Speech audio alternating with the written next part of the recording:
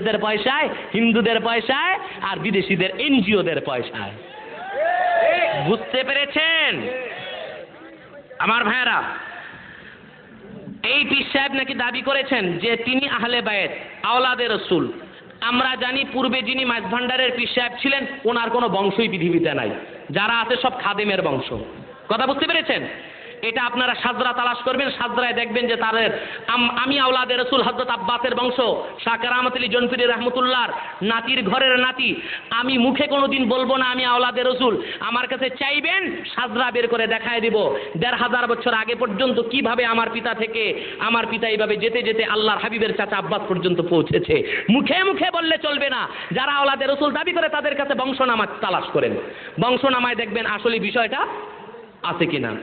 আমার ভাইরা, এই পীর নাকি দাবি করেছে যে তাকে যারা আওলাদে রসুল না মানবে তাদের নামাজ হবে না। নাউজুবিল্লাহি মিন যালিক।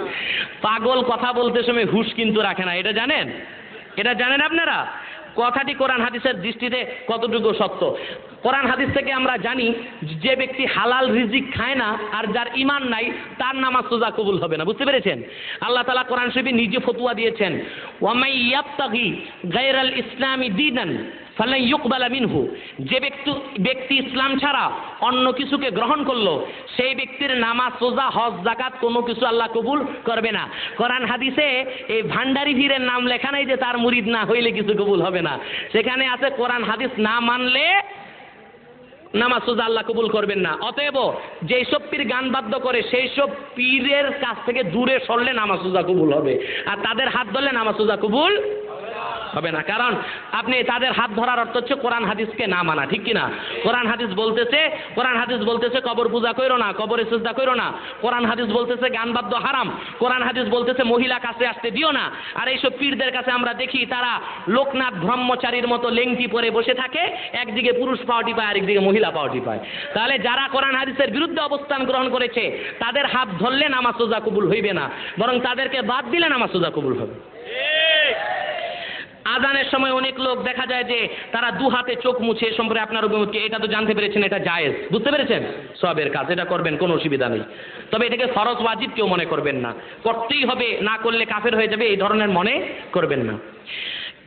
আচ্ছা, এরপরে প্রশ্ন, আপনারা কেন জৌনপুরি পীরের দাবি করেন? আপনারা কি জৌনপুরি দাবি করার দ্বারা জান্নাত কামাই করতে চান? আমরা কি কোনোদিন বলেছি যে আমরা জৌনপুরি আমরা জান্নাতে যাব আর তোমাদেরকে জান্নাতে আমরা নিয়ে যাব মুরিদ হতে পারলে? এটা বলেছি? আমরা তো আমাদের মুরিদদেরকে এই ধরনের কথা বলি না যে আমাদের কাছে মুরিদ হয়েছে এবার নামাজ রোজা বাধ্য, বলছি কোনোদিন? বরং আমরা পরকালে আমাদের কি গতি হবে সেটা নিয়ে মহা চিন্তায় আছি। রাসূল করিম সাল্লাল্লাহু আলাইহি ওয়াসাল্লামের সুপারিশের ভিক্ষা এখনো আল্লাহর কাছে চাই, যে আল্লাহ তোমার কাছে আর কিছু চাই না। ১৫০০ বছর আগে যে নবী আমাদের এতিম করে চলে গেলেন সেই নবীর ভিক্ষায় জান্নাতটা চাই। অতএব যেখানে সাহাবায়ে কেরাম জাহান্নামের কথা শুনলে ভয় পেতেন আর জান্নাতের জন্য স্থির থাকতেন, সেইখানে আমরা তো কোনোদিন এই কথা বলিনি যে আমরা জৌনপুরি পীর আমরা খারাপ কাজ করলো জান্নাতে যাবে, এটা কোনোদিন বলেছি? বরং আমরা যে আপনাদেরকে কোরআন হাদিসের দাওয়াত দিই, কিয়ামতের দিন হয়তো বা এইটাই আল্লাহর কাছে চাইবো যে আল্লাহ আমরা বংশের কাজ হিসেবে মানুষের কাছে কোরআন হাদিসের প্রচার করতাম, দাওয়াত দিতাম, এই উসিলায় তুমি আমাদেরকে মুক্তি দান করো। বুঝতে পেরেছেন? আমরা কোনোদিন এই ধরনের জ্ঞান বুদ্ধি ছাড়া কথা কই না যে আমাদের কাছে মুরিদ হইতে পারলে নামাজ রোজা বাদ দিয়া তুমি জান্নাতে চলে যাবে। কথা বুঝতে পেরেছেন? আমার ভাইয়েরা, যারা বিড়ি সিগারেট ও গুল খায় তাদেরকে মাঝে মাঝে ইমামতি করতে দেখা যায়। আমার প্রশ্ন, তাদের কাছে নামাজ পড়া শরীয়তে কতটুকু যুক্তিসঙ্গত? হ্যাঁ, গুলটায় কোনো ধরনের মোজায়েকা নাই। বুঝতে পেরেছেন? নেশা দুই প্রকার, একটা নেশা হচ্ছে চায়ের নেশা, পানের নেশা, বুঝতে পারছেন? এই নেশা কিন্তু হারাম না, বুঝতে পারছেন? আরেকটা নেশা হচ্ছে যে কুল্লু মুস্কিরিন খামরুন, প্রত্যেক নেশাই হারাম। মদ, ওয়া কুল্লু খামরিন হারামুন, প্রত্যেক নেশাই হারাম। সেটা কোন নেশা? যেই নেশা মানুষের কমন সেন্সকে বিলুপ্ত করে দেয়, কোনটা মা কোনটা বউ এই চিনার জ্ঞান থাকে না, বুঝতে পারছেন? ওই নেশা হারাম। ওই নেশা কি? মদ, ফেন্সিডিল, এইসব হচ্ছে সেই নেশা। গুলের নেশা, পানের নেশা, হাদা পাতার নেশা আর চায়ের নেশা ওই নেশা এক নেশা না, বুঝতে পেরেছেন? যেমন অনেকে বলে যে আমার ভাতের নেশা, ভালো জিনিস রুটি গোস্ত খাইতে পারে না, তিনি পান্তা ভাতের নেশা থাকে। এই নেশা আর মদের নেশা কিন্তু এক না। অনেকে নেশা জিনিসটা বুঝে না। যেই নেশা যেটাকে মুস্কির বলা হয়েছে, মুস্কির বলা হয় যেটা মানুষের জ্ঞান বুদ্ধিকে মাগলুব করে দেয়, একেবারে আচ্ছন্ন করে দেয়। নামাজ পড়তেছেন না হাঁটতেছেন, কোনটা মা কোনটা স্ত্রী এসব চিনে না। তবে ইমাম সাহেব যদি সিগারেট হচ্ছে মাকরুহে তাহরিমা, ও চিরেই ইমাম সাহেবকে এই বদ অভ্যাস দূর করতে হবে। কারণ সিগারেটের মতো একটা নাজাস খারাপ জিনিস, যদিও এটা পুরাপুরি হারাম না, মাকরুহে তাহরিমা, দুর্গন্ধ বের হয়, এটা যেহেতু মুসল্লিরা অপছন্দ করে, ইমামের প্রতি অভক্তি থাকে, ইমামের প্রতি অভক্তি থাকলে মুসল্লিদের নামাজ কামেল হবে না। ইমাম হইতে হবে এমন নিখুঁত যেন ইমামের প্রতি কোনোদিন ভুল ধারণা সৃষ্টি না হয়। ফিকহের কিতাবে লেখা আছে, কোনো হারামজাদা যদি ইমাম হয়, বাচ্চাকালে পড়াশোনা করে মৌলবী হয়ে গেছে, বুঝতে পারছেন, কিন্তু তিনি সন্তানটা হারাম, সেই ইমামের পিছনেও নামাজ পড়াটা ঠিক না। নামাজ পড়ালে নামাজ হয়ে যাবে, কিন্তু তাকেও ইমামতিতে দেওয়া উচিত নয়। এই জন্যে মুসল্লিরা পিছনে পিছনে বলবে যে তোর বাবা আর তোর মায় বিয়ার আগে কি করছে, তাই না তুই আসতো পৃথিবীতে, এই খারাপ ধারণা বারবার সৃষ্টি হবে। এই জন্য এমন ইমামকেও মসজিদে রাখতে নাই। কথা বুঝছেন? অতএব এই ধরনের নাপাক জিনিস খাওয়াটা হারাম না। আর ইমামত এবং আদালত পুরাপুরি সাকেত যদিও না হয়, যেহেতু অপছন্দনীয়, তাকে এই জিনিসটা ছেড়ে দেওয়া দরকার। বুঝতে পেরেছেন? সর্বনাশ, 11:30 বেজে গেছে। বাকি প্রশ্ন কি শুনতে হবে?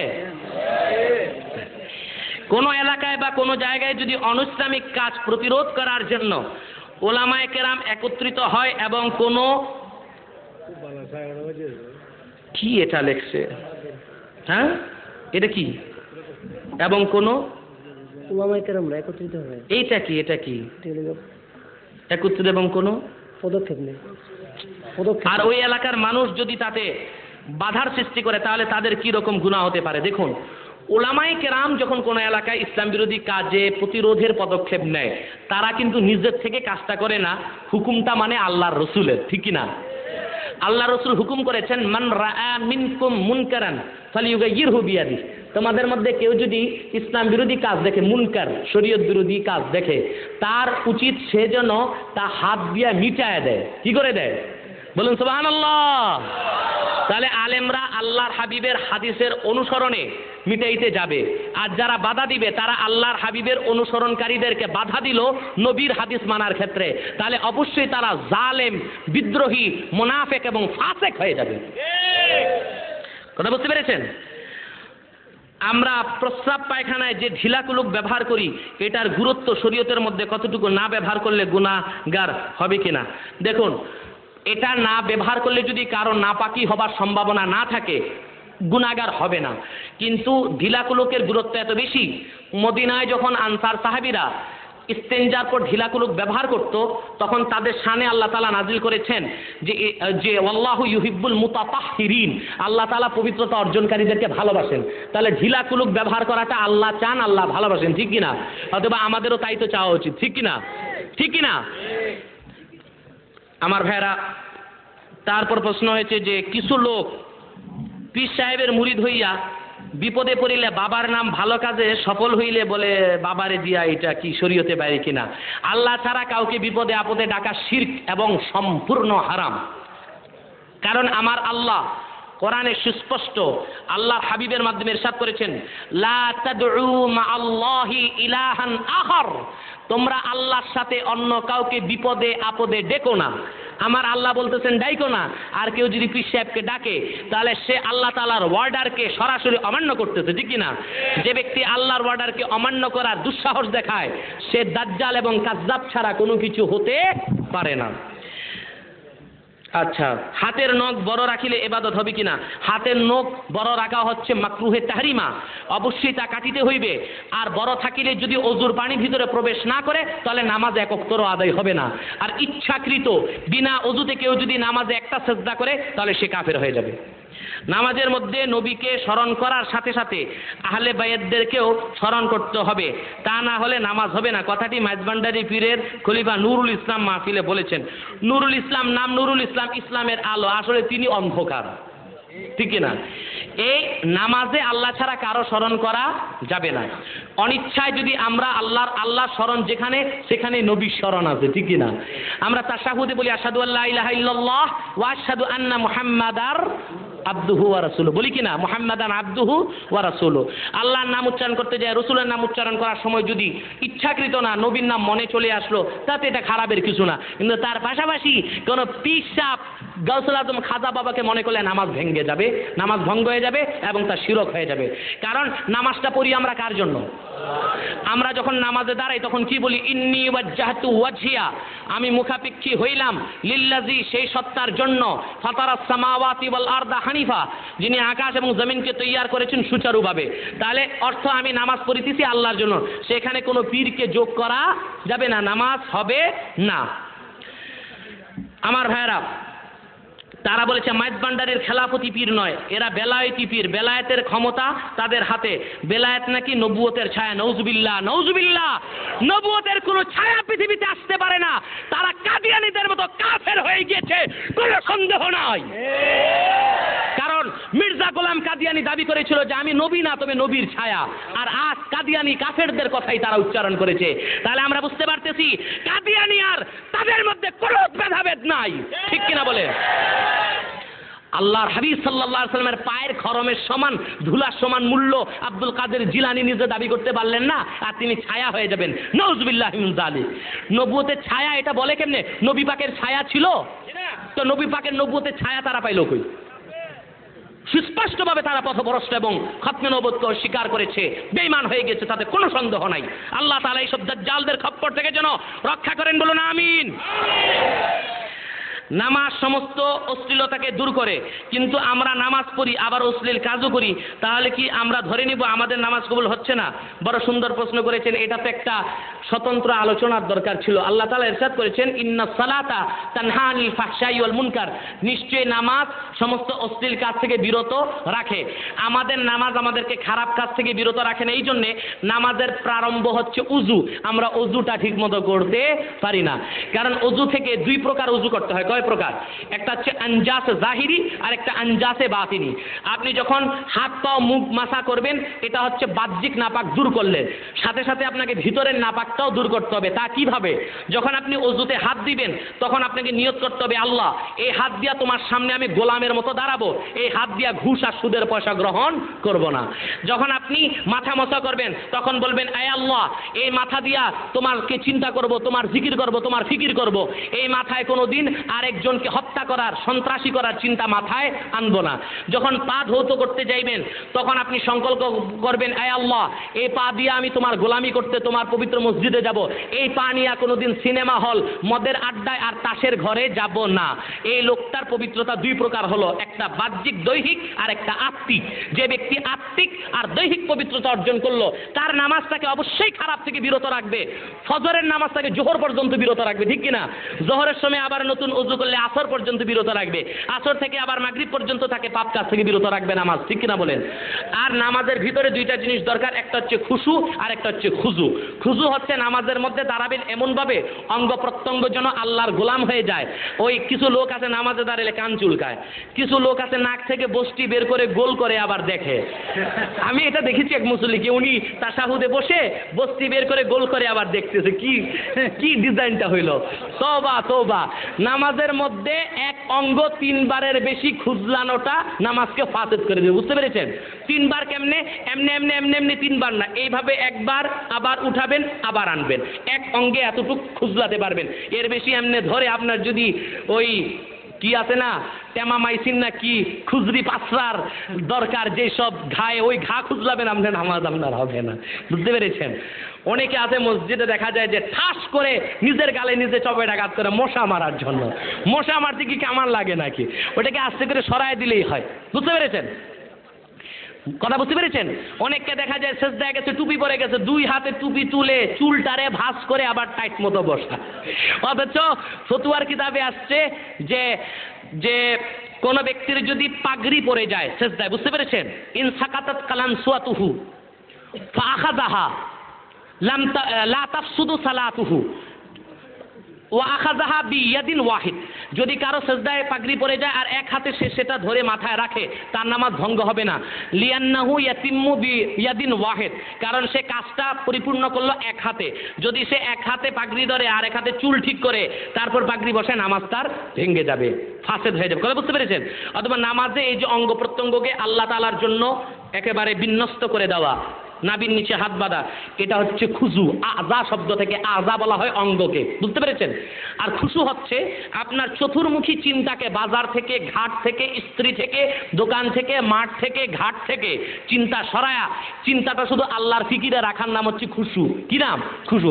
আমরা নামাজে দাঁড়াইলেই দোকানে মুদি দোকানদাররা হিসাব শুরু করে দেয়, ডাইল গেছে 500, আটা আনতে হবে 10-এর, বুঝতে পারছেন?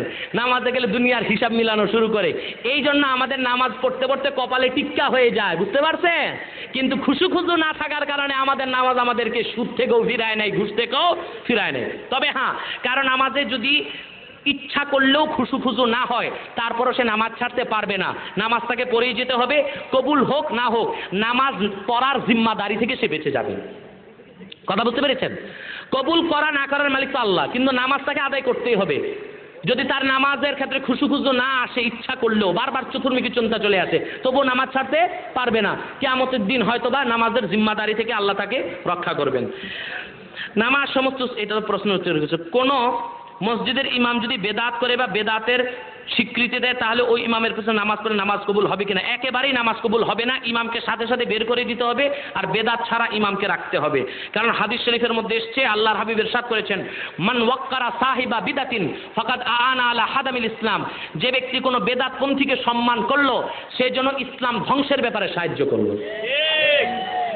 আমার ভাইরা, এরপর বাংলাদেশে আইনে 18 বছরের নিচে কোনো বালিকার বিয়ে দেয়া আইনত অপরাধ। ইসলামী দৃষ্টিতে এই ব্যবস্থা কতটুকু কার্যকর সঠিক, এটা মোটেও কোনো ধর্তব্য বিষয় না। মেয়ে ছেলের বিবাহের কোনো বয়স ইসলামে নাই। নাবালেক অবস্থাও পিতা মাতা ছেলে মেয়েকে বিয়ে দিয়ে দিতে পারে, বুঝতে পেরেছেন? বুঝতে পেরেছেন? 18 বছর, 19 বছর, 20 বছরের কোনো সীমাবদ্ধতা শরীয়তের মধ্যে নেই। বরং হায়েজ শুরু হওয়ার সাথে সাথে মেয়েকে বিবাহ দেওয়া পিতার উপর কর্তব্য হয়ে যায়। 18 বছর পর্যন্ত বাড়িতে রেখে প্রতিপালন করার কোনো প্রয়োজন নাই। তবে হ্যাঁ, তার দৈহিক গঠন দেখতে হবে যে বিবাহের পর তার দৈহিক স্ট্রাকচার ঠিক থাকবে কিনা। যদি মনে করেন বাচ্চা সন্তান গ্রহণ করার মতো ক্ষমতা তার এখনো হয়নি, তাহলে কিছুদিন দেরি করা যেতে পারে। কিন্তু 18 বছরের আগে বিবাহ দিলে বিবাহ হবে না, এটা হচ্ছে আইনের কথা, এটা কোরআন হাদিসের কথা না। ইসলামী আন্দোলন করা কি ফরজ? বাংলাদেশের জামাত ইসলামী, ইসলামী ঐক্যজোট, এরা কি ইসলাম মোতাবেক আন্দোলন করছে? উত্তর দিন, কৃতজ্ঞ হব। দেখুন, এই পৃথিবীতে আল্লাহর দিনকে প্রতিষ্ঠা করা ফরজ, বুঝতে পেরেছেন? কি প্রতিষ্ঠা করা? দিন প্রতিষ্ঠা করা, বলেন না কেন? ফরজ। এখন দিন প্রতিষ্ঠার জন্যে যদি ইসলামী রাজনীতি দরকার হয়, কখনো ইসলামী রাজনীতি ফরজ হয়ে যাবে। দিন প্রতিষ্ঠা যদি তরিকতের মাধ্যমে, হকপন্থী পীর মাশায়েখদের মাধ্যমে হয়, তাহলে সেটা ফরজ হয়ে যাবে। দিন প্রতিষ্ঠা যদি জিহাদের প্রয়োজন হয়, তাহলে জিহাদটা ফরজ হয়ে যাবে, বুঝতে পেরেছেন? নির্দিষ্ট কোনো একটাকে ফরজ বলা যাবে না। তবে যে দলগুলোর নাম নিয়েছেন, এই দলগুলো কি ইসলামী মতে আছে কিনা? আচ্ছা, তো যে সমস্ত কোন দলগুলোর নাম নিয়েছেন, এই সমস্ত দলের বই পুস্তক সংগ্রহ করে আপনারাই জেনে নিন তারা কতটুকু ঠিক আছে। কথা বুঝতে পেরেছেন? আর যারা এই সব দল করেন, তাদের কাছে আপনারা প্রশ্ন করেন, আপনাদের প্রশ্ন থাকলে তারাই এটা সুষ্ঠু জবাব দিতে পারবে। আমাদের গ্রামের পার্শ্ববর্তী গ্রাম বুরুন্দিতে এক লোক, তার নাম আলেম। কি নাম? তালেম। সে কিছু লোক নিয়ে উত্তর দিকে কেল্লা আশা রহমতুল্লাহর মাজারের দিকে প্রত্যেক দিন সন্ধ্যাবেলায় সিজদা করে, এবং মহরমের তারিখ পর্যন্ত নাকি জুতা পরা, মাছি গোশত খাওয়া হারাম। সে কি পাগল ছাগল, কেল্লা আশা খুশি হলে বেহেশতে যাবে, এই কাজগুলি কি শরীয়ত সম্মত? আরে ভাই, বাংলাদেশটা আসলে হুজুগে বাঙ্গাল না? কেল্লা আশার কবরে সিজদা করবেন মানে? পরিষ্কার কিতাবের মধ্যে লেখা আছে, জাওহারাতুন নাইয়ারা কিতাবের মধ্যে, কোন ব্যক্তি যদি কারো কবর না, কারো মাজার না, কোনো পীর না, বরং সে জানে আপনাদের কেবলা কোনটা, কোন দিক দেখান, এটা ঠিক আছে। এখন একজন ব্যক্তি জানতেছে যে এইটা কেবলা, নামাজ যদি সে জেনে বুঝে কেবলার দিকে না পড়ে উত্তর দক্ষিণে পড়ে, সাথে সাথে সে কাফের হয়ে যাবে।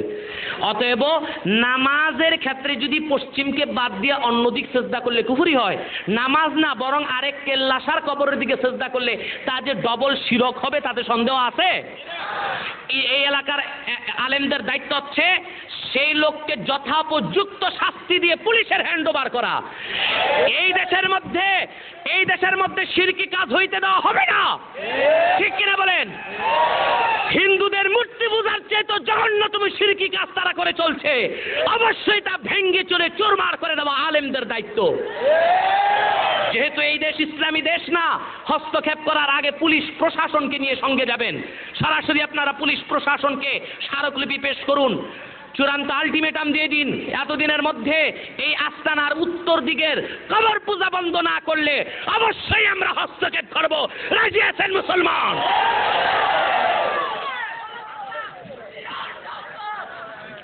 আমার মুসলমান ভাইয়েরা, শরীয়তের দৃষ্টিতে দাড়ির কতটুকু গুরুত্ব এবং দাড়ি কতটুকু পরিমাণ রাখতে হবে এবং গালের দুই পার্শ্বের দাড়ি চাষা জায়েজ আছে কিনা।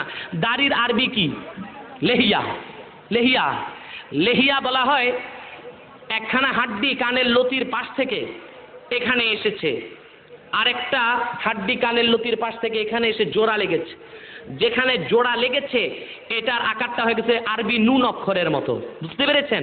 এটাকে আরবিতে বলা হয় লেহিয়া। এই হাড্ডিটাকে কি বলা হয়? লেহিয়া। এই হাড্ডির পুরাটার মধ্যে যা কিছু আছে তার নামই লেহিয়া, তার নামই দাড়ি। অর্ধেকটা চেষে এখানে কতটুকু রাখা শরীয়ত মতে জায়েজ হবে না, এবং তা এক মুষ্টি হওয়া শর্ত। কারণ এই ক্ষেত্রে সাহাবায়ে কেরামের ঐক্যমত প্রতিষ্ঠিত হয়েছে, দাড়ি এক মুষ্টির কম যেন কোনো অবস্থায় না হয়। এক মুষ্টি হওয়ার আগ পর্যন্ত কোনোদিন ছুরি কিংবা কেচি লাগানো যাবে না। আল্লাহ পাক যেন এই আমল করার তৌফিক দান করেন, বলুন আমিন। আজও আমার এক মুষ্টি পর্যন্ত পুষতে পারে নাই, আলহামদুলিল্লাহিল আজিজ। দাড়ি বের হবার পর থেকে কখনো খুর লাগাই নেই। যতদিন পর্যন্ত আল্লাহ এক মুষ্টি না করবেন ততদিন কেচিও লাগবে না ইনশাআল্লাহ। মাযহাব শব্দের অর্থ কি? পৃথিবীতে মাযহাবের আবিষ্কার কিভাবে হয় এবং কি যে ভাই এইসব প্রশ্ন কেন করেন? মাযহাব মানতে কি কষ্ট হয় নাকি আপনাদের? মাযহাব হচ্ছে হাজ্জাবা ইউহাজ্জিবু তাহজিব থেকে মুহাজ্জিব মুহাজ্জাব। আবার মাযহাব শব্দের আরেকটা অর্থ হচ্ছে যে নির্দিষ্ট বিধিবিধান সম্বলিত তরিকা, বুঝতে পেরেছেন? এই হিসেবে যেমন হানাফি একটা মাযহাব, আবার মালিকি একটা মাযহাব, শাফি একটা মাযহাব। বর্তমান যুগে প্রত্যেক লোকের জন্য যে কোনো একটা হানাফি, শাফি, মালিকি, হাম্বলি যে কোনো একটা মাযহাব মানা ওয়াজিব। কথা বুঝতে পেরেছেন? কারণ এই কথাটা সরাসরি আয়াত দ্বারা প্রমাণিত। আল্লাহ তাআলা ইরশাদ করেছেন, ফাসআলু আহলায যিকরি ইন কুনতুম লা তা'লামুন। তোমরা যারা জানে তাদেরকে জিজ্ঞেস করো যদি তোমরা না জানো। এই আয়াতের তাফসিরে হানাফি মাযহাবের সবচেয়ে বড় মুফাসসির আল্লামা আলুসি রুহুল মাআনিতে লিখেছেন যে এই আয়াত দ্বারা সুস্পষ্টভাবে মাযহাব মানা ওয়াজিব হয়ে গেছে। আমি আপনাদের থেকে এখনই মুনাজাতের মাধ্যমে বিদায় নেব ভাইরা। ফরজ নামাজের সময় কি ইমামের পেছনে মুক্তাদির সূরা ফাতিহা পড়তে হয়? ফরজ নামাজের সময় ইমামের পেছনে যদি মুক্তাদি সূরা ফাতিহা পড়ে এটা হারাম এবং তার নামাজ ভঙ্গ হয়ে যাবে। কথা বুঝতে পেরেছেন? নামাজে যে হাদিস শরীফে এসেছে লা সালাতা ইল্লা বিফাতিহাতিল কিতাব, সূরা ফাতিহা ছাড়া নামাজ হবে না, এটা একমাত্র মুনফারিদের ক্ষেত্রে, বুঝতে পেরেছেন? ইমামের ক্ষেত্রে আর সমস্ত মুসল্লিদের জন্য না। কারণ আল্লাহ তাআলা অন্য জায়গায় ইরশাদ করেছেন যে ইজা কুরিয়াল কুরআনু ফাসতামিউ লাহু ওয়া আনসিতু লাআল্লাকুম তুরহামুন। যখন কেউ তোমাদের সামনে কোরআন পড়ে তখন তোমরা চুপ থাকো। ইমাম যেহেতু জোরে জোরে কেরাত পড়ে, মুসল্লিরাও যদি সূরা ফাতিহা পড়ে, তাহলে আল্লাহর আদেশ তোমরা চুপ থাকো এটা অমান্য হয়, ঠিক কিনা? আল্লাহর আদেশকে নামাজে অমান্য করা হারাম। কথা বুঝতে পেরেছেন আমার ভাইরা? এরপর একটা প্রশ্ন ছিল মিলাদ কিয়াম। মিলাদ কিয়াম সম্পূর্ণ জায়েজ, তাতে কোনো সন্দেহ নাই। বিস্তারিত দলিল এবং প্রমাণ পূর্বের বিভিন্ন মাহফিলগুলোতে আমি দিয়ে এসেছি। কারণ কিয়ামের মধ্যে আমরা কি করি? নবী পাকের সম্মানে আর মহব্বতে একটু দাঁড়াই, ঠিক কিনা? এই কিয়াম সম্পর্কে আল্লামা ইবনু হাজার আসকালানি দুররুল মুনতাজিম কিতাবে লিখেছেন যে তাজিমুন নবী সাল্লাল্লাহু আলাইহি ওয়াসাল্লাম বিজামি আনওয়া'i তাজিম আল্লাতী লাইসা ফীহি মুশারাকাতুন ফিল উলুহিয়্যাতি আমরুন মুস্তাহসানুন ইনদামান নাওয়ারাল্লাহু বাসাইরাহুম। আমার কথা শুনেন, ডানে বামে তাকাবেন না। আল্লাহর নবীকে সেজদা করি, আল্লাহর নবীকে তাজিম করিলে যদি আল্লাহর একত্বে শরীক না হয়, সেই সকল পদ্ধতিতে নবী পাককে সম্মান করা মুস্তাহাব এবং মুস্তাহসান। সকল সেই ব্যক্তির নিকট যাদের চক্ষুকে আল্লাহ নুরানি করে দিয়েছেন, বলুন সুবহানাল্লাহ। অতএব কিয়ামে দাঁড়ায় নবীজিকে সম্মান করলে ইশকে কিংবা মহব্বতে মদিনার খেয়াল করে এটা কোনো অবস্থায় হারাম কিংবা নাজায়েজ হবে না। জি,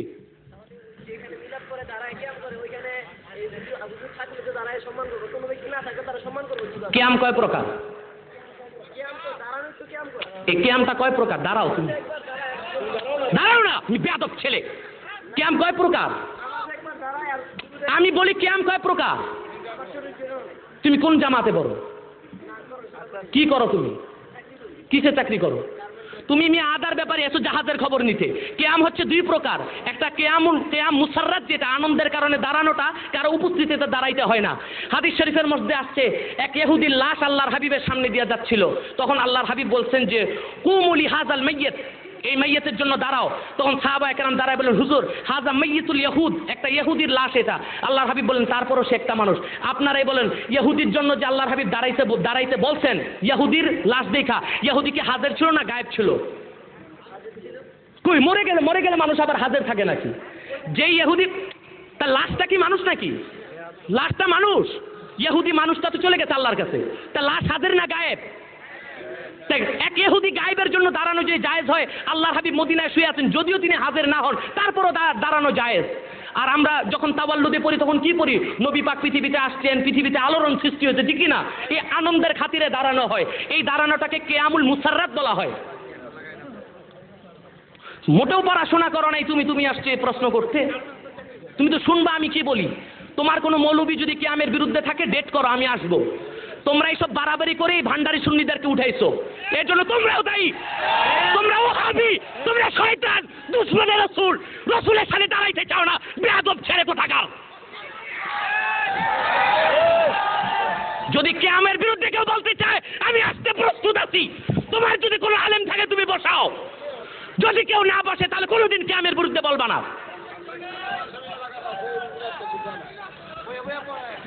বইয়া আবার কিয়াম হয় নাকি? বইয়া তো এটার নাম জুলুস। এইটার ফাসলাও করো। তোমরা এইসব বাড়াবাড়ি করে সুন্নিদের মধ্যে ফাটল সৃষ্টি করতেছো। নবী পাক সাল্লাল্লাহু আলাইহি সাল্লামের শানে দাঁড়ালে হারাম হবে, কুফরি হবে, এই ধরনের কোনো প্রমাণ কেউ দিতে পারছে আজ পর্যন্ত?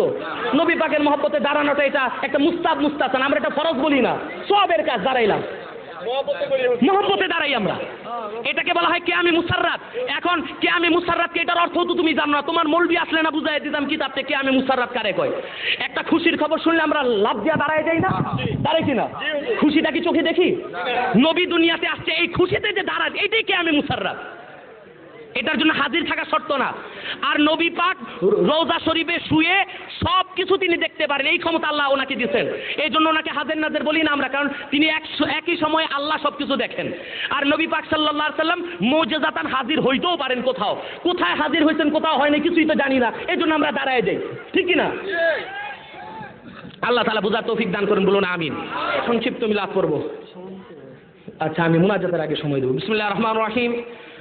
يا أيها النبي إنا أرسلناك شاهدا ومبشرا ونذيرا وداعيا إلى الله بإذنه وسراجا منيرا يا معشر الحاضرين ولد النبي صلى الله عليه وسلم في مكة قبل 1500 سنة وكان اسم أبيه عبد الله وكان اسم أمه آمنة وفي وقت ولادة النبي صلى الله عليه وسلم جاءت نسوة من نساء الجنة ومنهن كانت عاصية ومريم يا معشر الحاضرين قوموا لتعظيم النبي المحترم صلى الله على